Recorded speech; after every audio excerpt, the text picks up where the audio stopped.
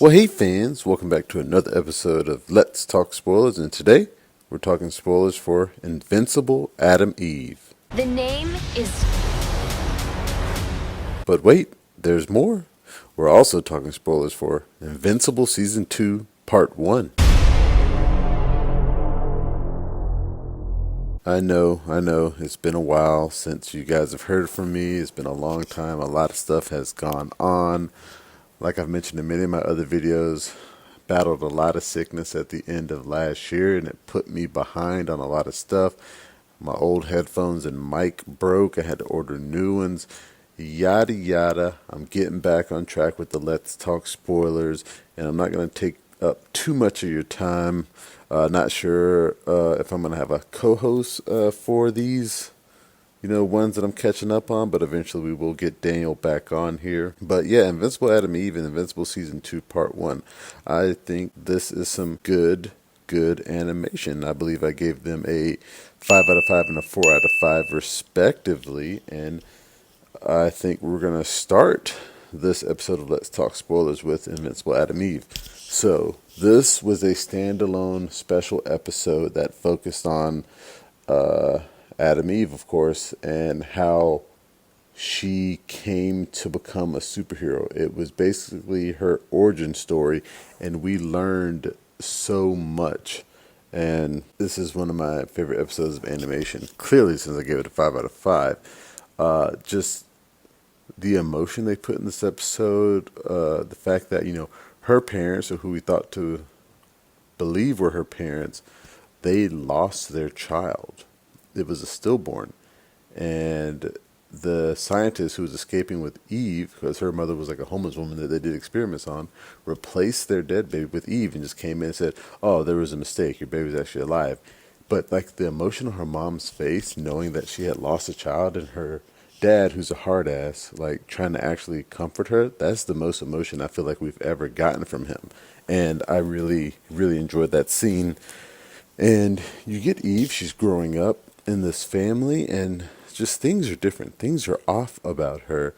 The family can't really connect, and then the one kid who's babysitting her realized that she's good with like atomic structure and whatnot, and that's because she can actually see. She just stares off at things, and the parents didn't know, but it turns out she can actually see the atomic structure of everything. So there's like vibes that she's kind of like autistic in that aspect, but yeah, they figure it out, and once she figures out that she can see it, she also figures out that she can change it. So then she begins transmuting all these things.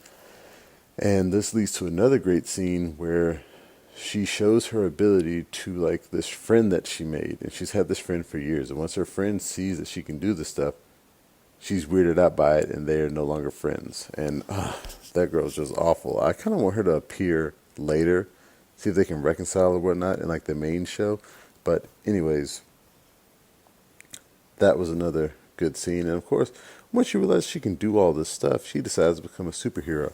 And so far, I believe she's the youngest superhero we've seen in the series, because you can't count Robot Boy, because he's really an adult in a boy's body, and you can't count Monster Girl because she's really like 24, and just her superpower makes her age in reverse.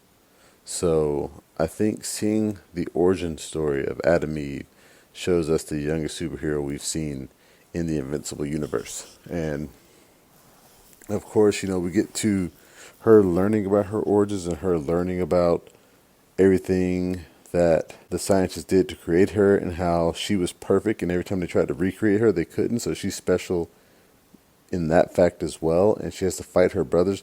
That fight scene is amazing. That is the coolest use of her powers I think I've seen so far in the entire Invincible universe. Is very much like a Green Lantern type of vibe she was giving off. And for those who have read the comics, and I've only read, some of the comics, I've read a lot on the wiki page, she's like one of the strongest beings in the Invincible universe. Like by the time she reaches the end of like her and Mark's story, she's like reborn as like the super being. So that's cool. But like I said, I really did enjoy that. And one of the things that they did a great job at paying attention to in this episode is that you wonder, like, the scientists find out who she is. And at the end, you're like, well, how come like Cecil or anybody didn't know about her in the main series? If they found out she had all these powers when she was young, why didn't Cecil get her and train her to be like a member of the Guardians of the Globe? But when she's like back into a corner, she releases like her full potential, so to speak, and wipes everybody's minds as to who she is. Like, and then I think she herself also forgets somewhat. So that's why nobody knows about her and her origins. But great, great episode. We need more of these. These kind of remind me of the Marvel special presentations. I think they should do more with Invincible. And I will kind of get into that moving into Invincible Season 2 Part 1, which I'm going to start now. So, Invincible Season 2 Part 1. It was a good season. Clearly incomplete. There were things I just didn't enjoy that it was cut in half. We only got 4 episodes. At that point, I'm like, it's really only 3 episodes, because that one episode with Alan the Alien, that should have been another special episode. And I'll get back to that. But like I said, they should have, if they couldn't complete the animation all at once, I feel like they should have just released all the episodes as one season this year. But, we come back, we find Mark. He's getting over the fact that his dad's a Viltrumite murderer and has killed so many people, and he was involved because, he was getting beat up the whole time. Like, the fallout from that incident in last season, them dealing with it, was great. The stuff about his mom going to the self-help group that Red Rush's wife, gave her the card to go into, that was a fantastic episode. The fact that she aired out who she was to that one guy who was Green Ghost's boyfriend, and like he gets upset with her and tells her to leave. I felt that. I thought that was a great scene. I really liked the episode where, Invincible meets back up with Nolan.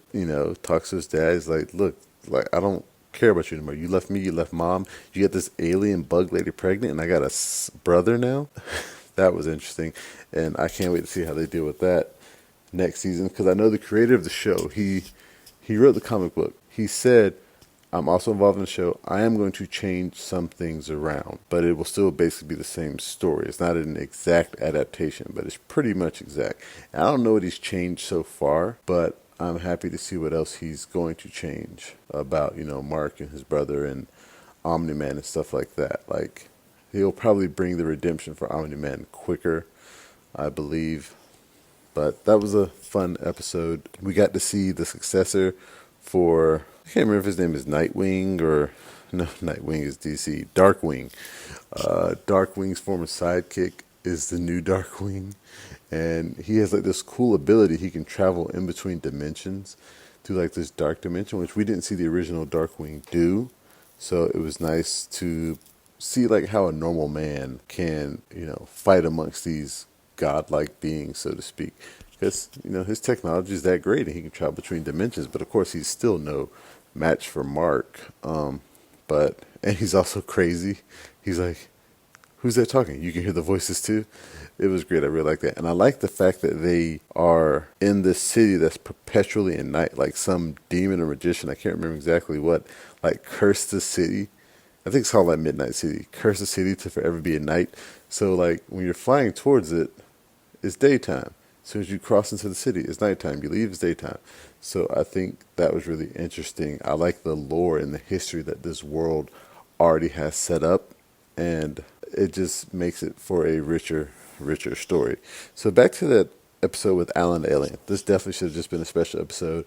We learned exactly how Alan the Alien was created and what he was created for. And of course, in this episode, he gets into a fight with some Viltrumites. Happens right before the Viltrumites find Nolan. But we find out that there's a traitor in like the Galactic Council, I think is the name of it. The Coalition of Planets or something like that. And it's obvious to the audience who the traitor is. And by the end of the episode, they like show you like, yeah, this guy's a traitor. And I think that Alan kind of knows that there's a traitor, or he kind of knows who the traitor is, and he allows himself to kind of get beat to a pulp to flesh the traitor out, because they beat Alan. Wow, I've never seen it beat down so bad. Like his eye was out of his head. But of course, he was created to be the super being, so he has super healing and kind of like a Saiyan. I think he gets stronger after every loss, eventually, I think in the comics, he became one of the strongest fighters in the universe as well. So, but yeah, this entire episode could have been a special standalone thing, and they should have replaced it with something else. But it was fine. It was overall a good season. The villain, Angstrom Levy, I believe, voiced by Sterling K. Brown, I think he was pushed to the back a little too much. We should, like, that's why I said this should have just been, one season released together. I don't like that we didn't get enough of him. And, we get enough of his background. Basically, he's the only version of himself who can travel between realms, and he's gathering all his versions, and he's gonna come, fuse their knowledge together so they can think of a way to defeat all of the evil Invincibles. But of course, something goes wrong, and he gets like this huge monster's brain because of it. And he can't tell like which dimension he's from or which Angstrom Levy he actually is. He just hates Invincible and hates Omni-Man, and he's gonna do anything to kill him. So I do want to see how that plays out. I did want to see more of them. There's a lot of other smaller stories going on. You got the Shapesmith, who's that Martian guy who comes to Earth in place of that astronaut, and he's joining the Guardians of the Globe. There's Adam and Eve and her parents, and she's like, I think her dad is laid off. She's like, look, I can make gold. There's that whole thing, and he's like refusing her help because he's a jerk. There's the Queen of Atlantis, and Mark has to go down to fight the monster and do all of that. And you got Rexplode and his relationship with Duplicate and how she's with Immortal Man now. There's so much, and there's so much of the season I want to know. The second half is coming out soon, and I can't wait to review that. I should be getting those episodes earlier, and I will try to get that out to you. But yeah, it was a great season. I can't wait to see. I think season 3 was already greenlit, so hopefully we get that by next year. And we get another special episode in between. Like I said, that special episode from earlier, I think it really helped hold us over. But yeah, those are my thoughts on, Invincible, Adam and Eve, and Invincible Season 2 Part 1. Remember, you can watch the full review on YouTube and the website, fliprogllc.com/flixrog. Remember, you can find us on Facebook, Instagram, Twitter, and Reddit. And please, pretty please, make sure that you like, share, and subscribe. Subscribe to the YouTube channel, Facebook page, anything and everything, Flipfrog, Flipfrog Books. Make sure that you subscribe. My next Let's Talk Spoilers is probably going to be Loki Season 2. Yeah, I know we're well beyond that, the whole Jonathan Major situation. I'm going to talk about all of it. So yeah, Loki Season 2 will be my next Let's Talk Spoilers. So until next time, I'll be seeing you.